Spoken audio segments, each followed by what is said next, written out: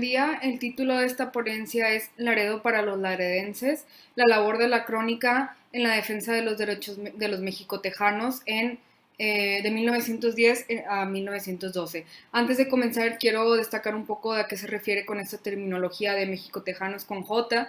Y justamente la historiografía tejana ha destacado la importancia de designar este término para aquellos mexicanos que permanecieron en Texas, incluso después de la anexión del Estado a Estados Unidos, ¿no?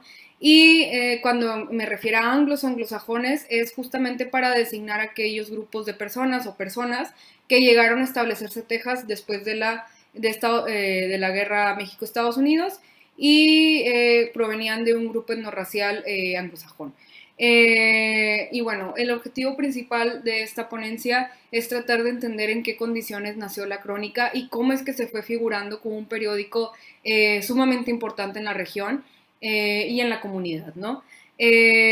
Bueno, antes de comenzar, solamente es importante destacar que después de la guerra México-Estados Unidos, Texas comenzó a verse como un estado próspero, sobre todo el sur de Texas, para un estado próspero, o las tierras eran prósperas para la agricultura y ganadería. Entonces empresarios anglosajones que buscaban desarrollar una economía de mercado capitalista se establecieron en Texas, trayendo consigo prácticas segregacionistas y que además comenzaron a desposeer a muchos tejanos de sus tierras.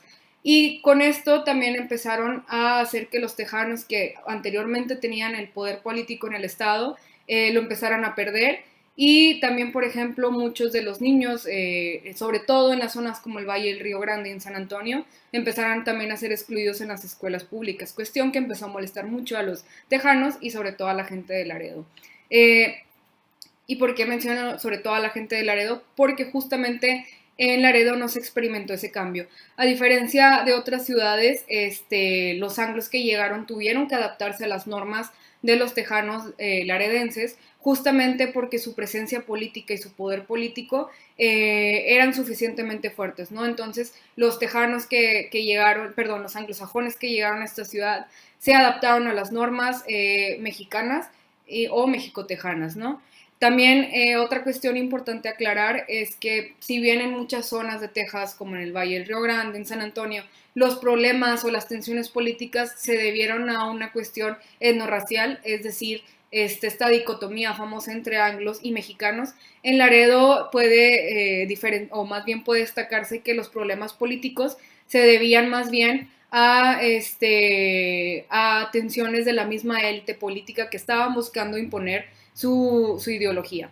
Bueno, pero justamente estas tensiones entre la nueva y la vieja élite hicieron que durante las elecciones de 1886, elecciones municipales, se desarrollara un sangriento batalla o ataque o como una revuelta entre la nueva élite y la vieja élite o estos dos partidos de estos políticos, vaya, y tuvo que intervenir el gobierno federal y de ahí se fusionaron estos grupos y se fundó el Club Internacional, que justamente uno de los grandes intereses de este Club Internacional era proteger a los mexicotejanos de los abusos de los anglosajones. Y es interesante porque, como les había mencionado, no necesariamente en Laredo se estaban experimentando estos problemas, pero ellos eran conscientes de lo que estaba pasando en otros lados de Texas y pensaban que de alguna manera o sentían que de alguna manera este problema los podía alcanzar, ¿no? Entonces justamente uno de los principales intereses de este club era, defender o fomentar una unidad entre los mexicanos.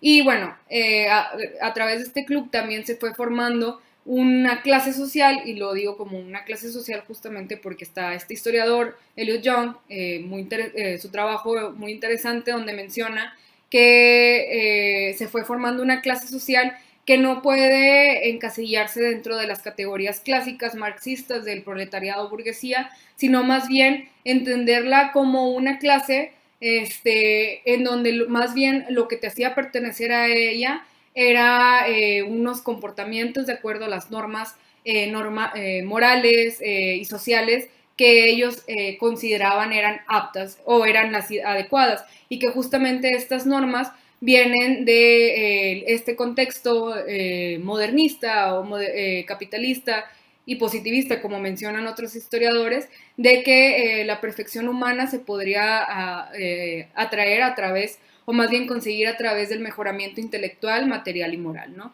Entonces ellos consideraban que todos eran aptos, o, bueno, ahorita hablaremos de eso, que las normas sociales eran fundamentales para pertenecer a esta clase social. Y bueno, esta clase social recibió el nombre de la gente decente. Una historiadora, Gabriela González, ella distingue que existen dos tendencias importantes para diferenciarlos.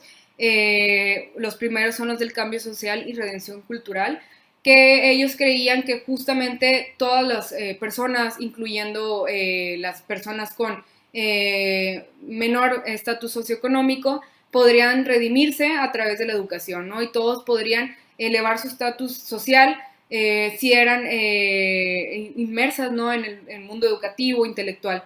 Y están, por otro lado, aquellos de la estabilidad social que creían que podía llegarse a una apta convivencia entre todas las personas con diferentes estatus socioeconómicos, pero sin tener un ascenso social, porque esto amenazaba el status quo de la élite.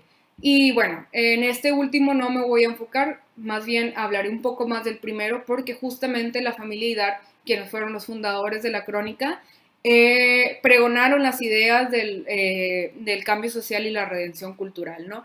Y bueno, obviamente en ellos impactaron mucho estas ideas conseguidas en Estados Unidos de el progreso material, social e intelectual para la perfección humana, pero siempre moldeándolas a la forma de ver de Laredo. Bueno, rápido, una biografía de Nicasio Hidar. Él nació en 1853 en Puerto Isabel, Texas, cerca de Corpus Christi. Tuvo varios trabajos, pero no fue hasta que trabajó como garrotero en la compañía de ferrocarriles mexicanos que comenzó a tener suficiente capital económico, lo que le permitió, pues, emprender más negocios, ¿no? Por ejemplo, tuvo una cigarrera, entre otras cosas. También fue agente de bienes raíces, y esto le permitió fundar la crónica en 1909. Si bien él fue, ¿cómo se dice?, el fundador, quienes realmente manejaban el periódico eran sus hijos. Clemente, sobre todo, era el editor y el que también se encargaba de, pues, de mantener económicamente o de buscar mejores recursos económicos. Y también estuvo su hija Jovita, quien publicaba múltiples artículos sobre las mujeres y los derechos de las mujeres, ¿no? Y su hijo Eduardo, quien mantuvo informado sobre lo que pasaba en Matamoros y Brownsville.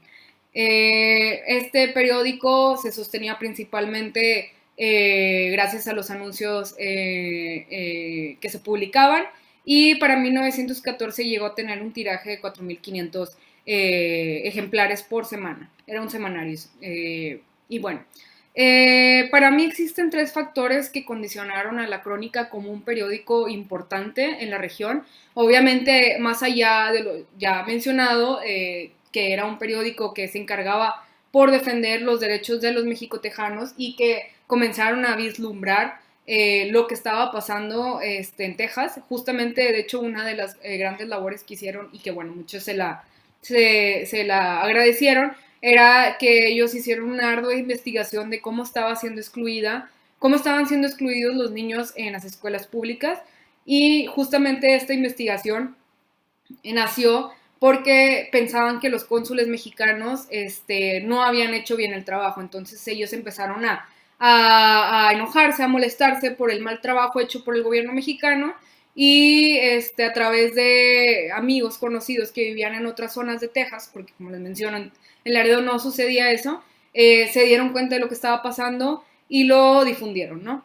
Pero también otra cosa hizo que este periódico fuera muy importante. Obviamente, como les había mencionado, el mismo estatus social de los Hidar seguramente les ayudó a que este periódico fuera respetado, como ellos eran una familia respetada en Texas, en Laredo, porque justamente también a través de estas, ¿cómo se llama?, de esta clase social empezaron a crear unas relaciones con otra gente de Laredo, con otra gente que creía en lo mismo. De hecho, fundaron muchos clubes, fraternidades, y que justamente el objetivo de los clubes y fraternidades, que luego publicaban sus desplegados dentro de la crónica, era defender los derechos de los mexicanos, pero sobre todo hacer una comunidad unida de los mexicanos, ¿no? Para ellos era sumamente importante que se unieran y trabajaran en conjunto, porque era la única manera en la que podían llegar pues, a llegar a defender sus derechos bien, ¿no? Y que a su meta vaya. Por otro lado, algo que creo que es muy importante es la llegada del ferrocarril, y esto es sumamente fundamental en varios aspectos. Por un lado, el hecho de que se estableciera el ferrocarril en Laredo hizo que el periódico pudiera comercializarse a más ciudades más allá de la ciudad, ¿no? Por ejemplo, llegó hasta Brownsville, hasta McAllen, hasta otras ciudades de Texas, también llegó a Ciudad Victoria, en Tamaulipas, a Monterrey, en Nuevo León. Incluso comenzaron a tener agentes en estas ciudades que se encargaban de vender el periódico y sobre todo de conseguir anunciantes para el periódico. Y también esto va a ser un factor por lo que el periódico fue creciendo, ¿no? Varias partes mencionaban que iban a extender su sección de anuncios gracias a la llegada del ferrocarril y que estaban llegando a otras ciudades, y que esto iba a hacer que el periódico empezara a tener mayores ingresos, ¿no? Justamente como les había mencionado, era un periódico que se sostenía principalmente gracias a los ingresos. Ahora, también la llegada del ferrocarril hizo que los IDAR pudieran tener acceso a mejores técnicas de impresión, mejores tintas, papel más barato, todo eso, ¿no? Y por otro lado, también hizo que pudieran conseguir artículos científicos o artículos, artículos científicos en el noroeste de Estados Unidos, y fueran traducidos al español para publicarlos en el periódico. Y bueno, esa es una ventaja también del estatus social que tenían los IDAR, porque justamente ellos eran bilingües, lo que facilitó que todos estos artículos e investigaciones, ya fuera, había desde historia, crítica literaria, desde ciencias naturales, ¿no? Fueran traducidas al español para que a la gente a la que les compraban pudieran leerlo, ¿no? Y justamente también uno de los intereses principales de este periódico era la educación, ¿no? Ellos pensaban que la prensa tenía un papel educativo, y por ello sus periodistas deberían de poseer una capacidad crítica y una capacidad intelectual, y también por eso publicaban este tipo de artículos, ¿no? Precisamente porque consideraban que el periódico debería de cumplir esa función. Ahora también estaban conscientes de lo que estaba pasando con los niños mexicanos en la segregación, la exclusión de ellos en las escuelas públicas, entonces veían que el periódico era una forma alternativa de aprender. Obviamente no sustituía a la escuela, pero era una forma alternativa de aprender cuando se les estaba excluyendo. Ahora, también otra cosa por la que creo que destacó mucho el periódico fue justamente porque ellos a lo largo de sus páginas, fue un periódico, bueno, que duró poco, ahorita menciono por qué, a lo largo de sus páginas constantemente estaban imaginando cómo debería de ser un Laredo progresista y moderno, ¿no? Justamente ellos empezaron a publicar la plataforma política del Club Internacional, y lo que más buscaban era que Laredo, Texas, tuviera un desarrollo industrial, empezaran a llegar todos esos adelantos tecnológicos, ¿no? Que estaban saliendo a la luz para que Laredo pudiera verse y destacar tanto en México como en Estados Unidos como una ciudad avanzada, ¿no? Y bueno, también es importante mencionar que otra vez gracias al ferrocarril y a la conexión de Laredo, Texas con las zonas industriales y urbanizadas de Estados Unidos, y a la vez con la Ciudad de México, hizo que la ciudad fuera creciendo, y también eso hizo que su interés por impulsar una urbanización todavía mejor se denotara dentro del periódico. Y justamente de ahí viene esta frase, ¿no? Del Laredo para los laredenses, porque ellos mencionaban que este crecimiento debería de ser por los laredenses y para los laredenses, ¿no? Pero también estaba por dentro el profundo pensamiento de la unidad de los mexicanos y que solamente el progreso material de la ciudad iba a ser a través de la unidad de los mexicanos en Laredo, ¿no? Entonces, por eso llamaban constantemente a que se unieran a estos clubes, el Club Internacional o cualquier otra actividad, pero también con esa conciencia de que son mexicanos o de que eran mexicanos, tejanos, y que estaban comportándose de acuerdo a las normas que permeaban durante la época del progreso humano, ¿no? De la perfección humana, como les había mencionado. Ahora, también creían que un periódico debería de tener dos cuestiones importantes. Por un lado, ser imparcial, porque justamente el ser imparcial iba a hacer que el periódico fuera mucho más crítico y así las personas que lo leían los iban a respetar, ¿no? Porque ellos mencionaban que para que un periódico fuera famoso o fuera importante necesitaban la aprobación del pueblo y también necesitaban que el pueblo se sintiera, representado a través del periódico, porque justamente creían que el periódico, la prensa, era la forma en la que el pueblo se representaba y defendía sus derechos. Ahora, también eran anticlericales, esto obviamente, bueno, pensaban que el catolicismo era uno de los principales impedimentos para el avance del progreso o para sí, bueno, para todo lo que les había mencionado. Y también pensaban que la religión no debería de ser un impedimento para la unión de los mexicanos. Y bueno, esto es importante aclarar que los IDAR eran metodistas, sin embargo, ellos más que nada lo que más destacaban era su anticatolicismo dentro de la prensa.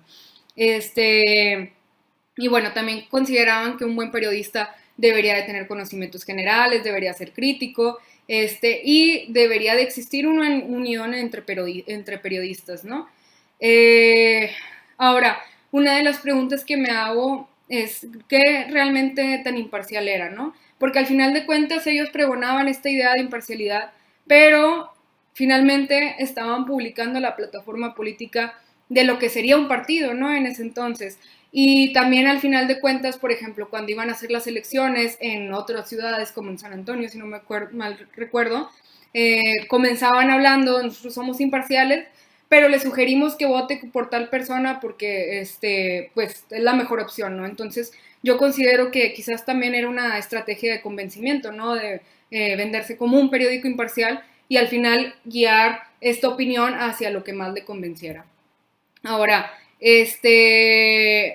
aunque no es parte de esta ponencia, también es muy importante y bueno, esto es algo que ya había trabajado o que trabajé todavía más en mi tesis de licenciatura, pero ya no tanto a través de este periódico, es que este periódico nunca estuvo ajeno a los problemas y políticos de México. De hecho, fueron muy importantes críticos de la corrupción del porfiriato, no fueron antiporfiristas, más bien fueron críticos de cómo se había desarrollado el sistema porfirista en Nuevo León y en Tamaulipas, cómo los mismos políticos habían estado manteniendo el poder y que para ellos era importante que hubiera un progreso y que dejaran que nuevos jóvenes políticos se integraran. Incluso los IDAR, cuando se orquestó el movimiento maderista, se unieron a este movimiento y comenzaron a publicar desplegados apoyando el maderismo y posteriormente cuando se aplastó el movimiento con el asesinato de Madero, fueron acérrimos carrancistas, ¿no? Incluso fundaron un periódico, El Progreso, con la finalidad de apoyar al carrancismo y considero que esto, junto con otras razones, fue una por las que el periódico terminó por clausurar en 1914, precisamente por el compromiso de la familia Hidar con el constitucionalismo y por la muerte de Nicasio Hidar en 1914 y por la dificultad económica para mantener el periódico. Muchas gracias.